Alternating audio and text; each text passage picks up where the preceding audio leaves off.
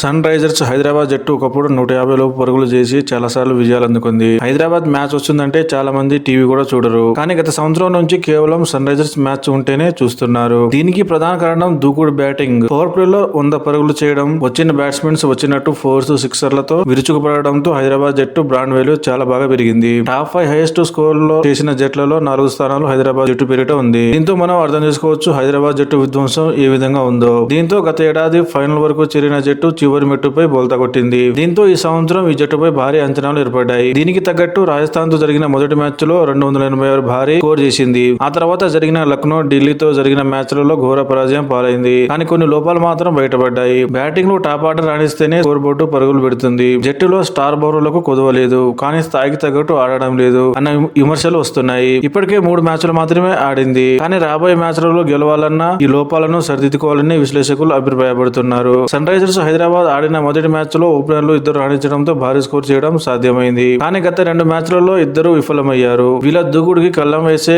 బంతులను వేసి కట్టడి చేస్తున్నారు. దీంతో వికెట్లు పారేస్తున్నారు. మొదటి మ్యాచ్ లో సెంచరీతో కదం దొక్కిన ఇషాన్ కిషన్ తర్వాతి మ్యాచ్లలో తేలిపోయారు. సెకండంలో వచ్చే నితీష్ కుమార్ రెడ్డి కూడా స్థాయికి తగ్గ రాణించడం లేదు. దీంతో మిడిల్ ఆర్డర్ భారం మొత్తం క్లాసెన్ మీదనే పడుతుంది. క్లాసెన్ కూడా రన్ రేట్ పెంచే క్రమంలో వికెట్ కోల్పోతున్నారు. భారీ ధర పెట్టుకున్న అభినవ్ మనోహర్ కూడా పరుగులు రాబట్టలేక అవుట్ అవుతున్నారు. రాబోయే మ్యాచ్లలో అతని ప్లేస్ కొంచెం కష్టంగా మారే అవకాశం అయితే ఉంది. అనికేత్ వర్మ అనే సాధారణ ప్లేయర్ దూకుడుగా ఆడుతూ స్కోర్ బోర్డును పరుగులు పెట్టిస్తున్నారు. మిగతా బ్యాట్స్మెన్ కూడా స్థాయికి తగ్గట్టు రాణించడం లేదు. దీంతో మ్యాచ్లలో ఓడిపోతున్నారు. గతంలో హైదరాబాద్ బౌలింగ్ డిపార్ట్మెంట్ అంటే ప్రత్యర్థి బ్యాట్స్మెన్ కి హడల్, తక్కువ స్కోర్ ను కూడా కట్టడి చేసేవారు. ఈసారి భువనేశ్వర్ కుమార్ హైదరాబాద్ తరపున ఆడడం లేదు. భువి అయితే పవర్ ప్లే లో వికెట్లు తీసేవారు. భువి ప్లేస్ లో వచ్చిన షమి మాత్రం రాణించడం లేదు. హర్షల్ పటేల్ కొంతమేర ఆకట్టుకునే ప్రయత్నం అయితే చేస్తున్నారు. షమి, కమిన్స్ ఇద్దరు ధారాళంగా పరుగులు ఇస్తున్నారు. కొత్త బౌలర్ అయిన జిషాన్ అన్సారీ మొదటి మ్యాచ్ లో 3 వికెట్లు తీసి అక్కడున్న పరుగులు కట్టడి చేయడంలో విఫలమవుతున్నారు. పార్ట్ టైం స్పిన్నర్ అయిన అభిషేక్ శర్మ పవర్ ప్లే లో బౌలింగ్ చేయడానికి వస్తున్నారు. అంటే మనం అర్థం చేసుకోవచ్చు నాణ్యమైన స్పిన్నర్ కొరత ఎంతుందో.